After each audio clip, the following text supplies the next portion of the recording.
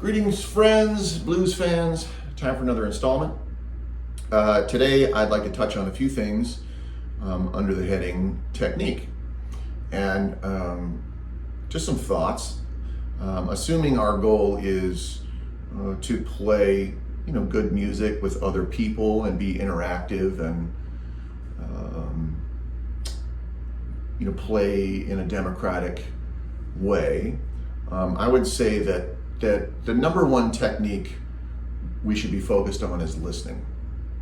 And listening can have several aspects to it.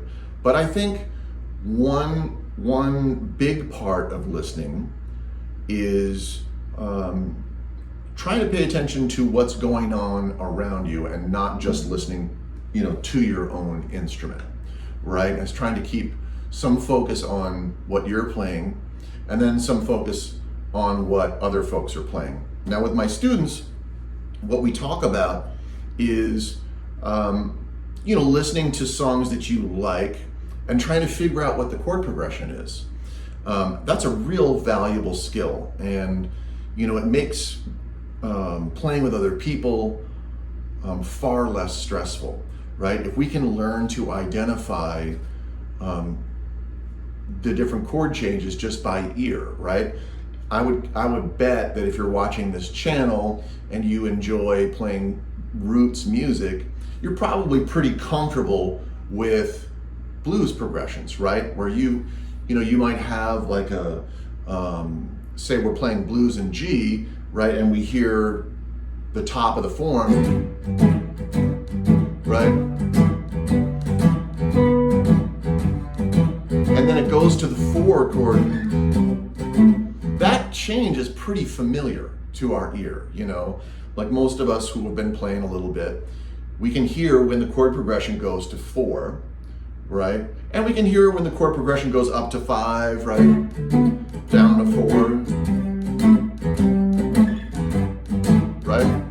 Well, you can learn to do that with all kinds of chord changes, right? In soul music or in country music, you'll hear chord progressions that use the 2 chord, right? Sometimes it's a major 2 chord, right? Or a minor 2 chord. You might hear them play, some sort of country shuffle or something,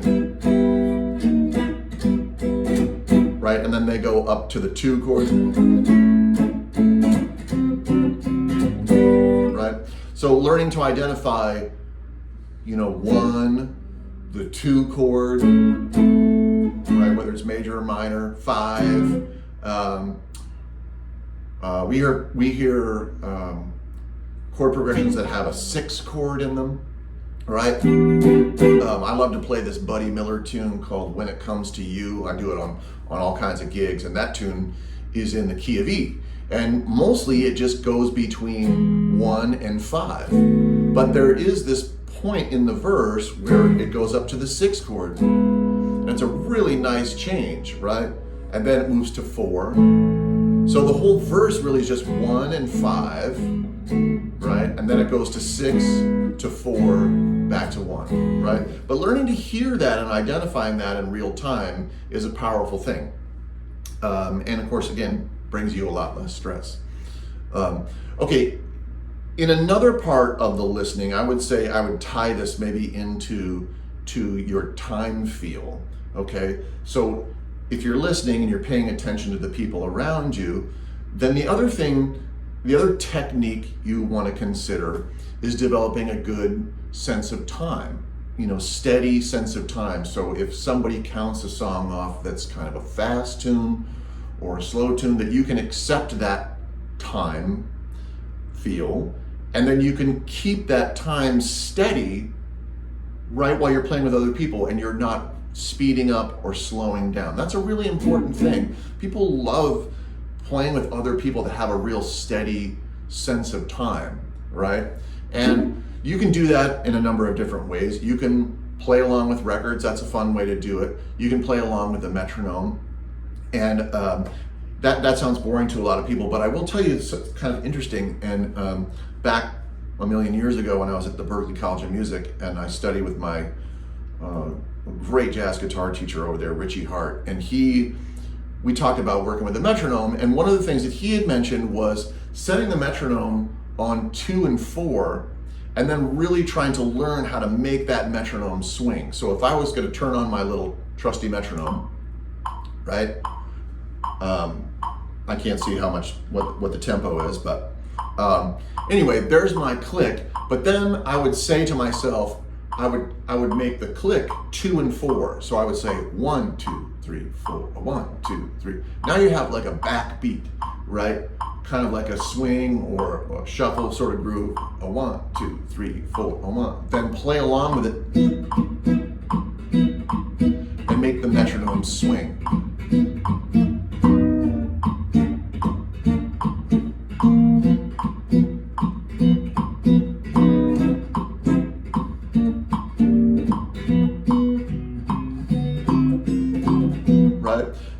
That's a really, really great skill. Again, it's developing your listening and your ability to concentrate on what you're doing here and also what's happening out away from you, the other people, the other musicians. It's helping you develop a real consistent time feel. You don't have to sound like a computer, right? You can speed up or slow down a little bit. It doesn't have to be perfect, but because we're human, but we want to keep it relatively consistent, and that feels good when we're playing with other people. So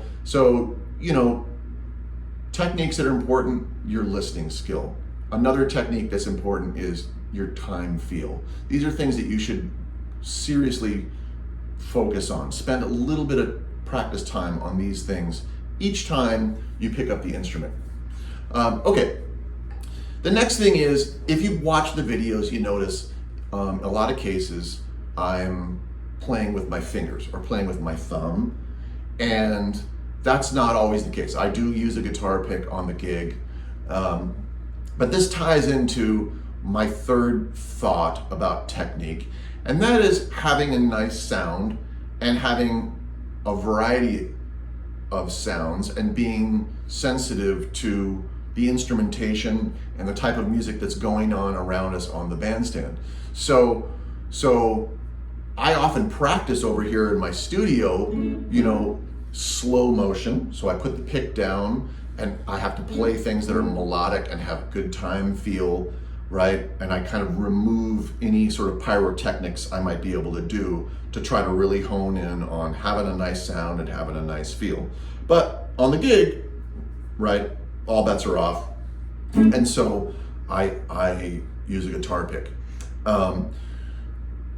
One thought I think it would be worthwhile is, say you play with a guitar pick, practice while you're playing, putting the guitar pick in your hand and playing with your fingers, right? And feeling comfortable switching back and forth between fingers,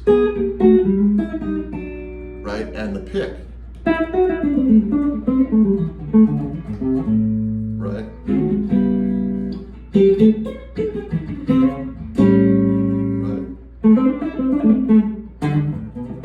Right.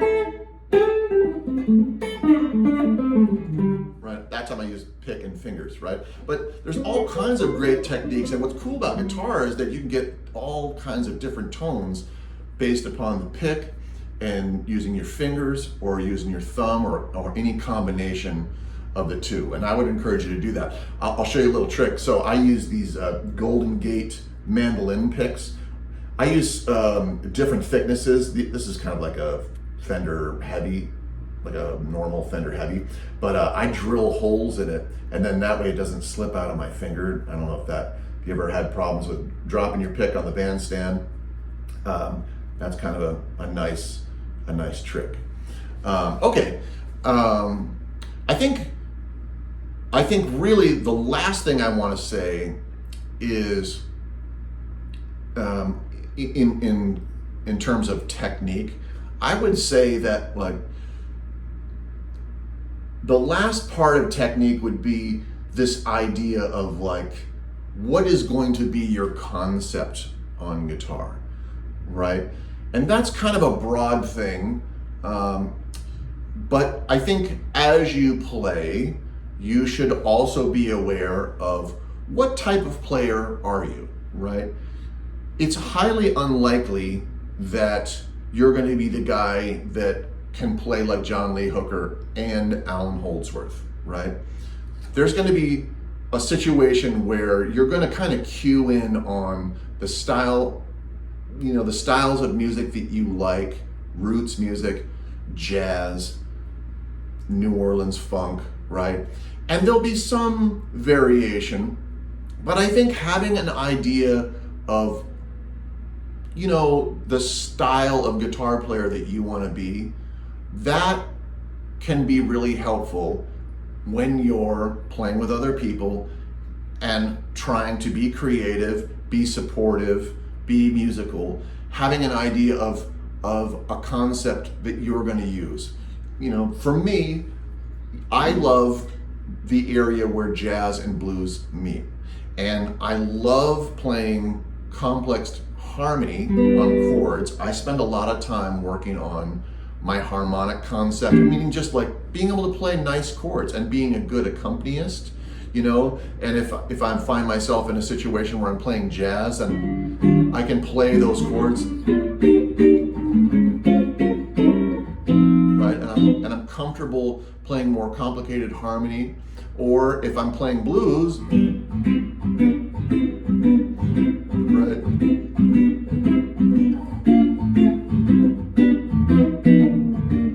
I really like bringing out a lot of different colors in the harmony. And then when I'm playing single note lines, I'm inspired, by guys like T-Bone Walker. I love Danny Gatton, guys that were like sort of playing in the cracks between, blues and jazz. And there are modern guys that do that, Robben Ford, Larry Carlton, I love George Benson. But I think having some of these ideas, listening to those records, giving some thought about what your voice is going to be on the guitar, I think that is a tremendous technique, and having a real identity, something that is sincere and musical to you. Anyway, those are some thoughts. I hope you guys have a great week and you're enjoying your summer and you're at a place that's not too super hot like it is here in Austin, Texas. But we'll catch you on the next one. Okay.